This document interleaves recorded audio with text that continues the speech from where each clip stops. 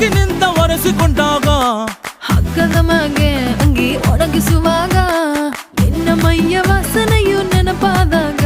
ಎರಡು ಕೈಯ ನೆತ್ತಿ ನೀನು ಜಡಿಸುತ್ತುವಾಗ ದಿಮ್ಮನಪ್ಪಿಕೊಂಡು ನಿದ್ದೆ ಮಾಡುವಾಗ ಸುಸ್ತಾಗೋಗಿ ನೀನು ಆಕಲಿಸುವಾಗ ಬತ್ತವಲ್ಲ ಫೀಲಿಂಗ್ಸು ಬಂದು ಬಂದು ಮುಚ್ಚಾಗ್ತವೆ ಫೀಲಿಂಗ್ಸ್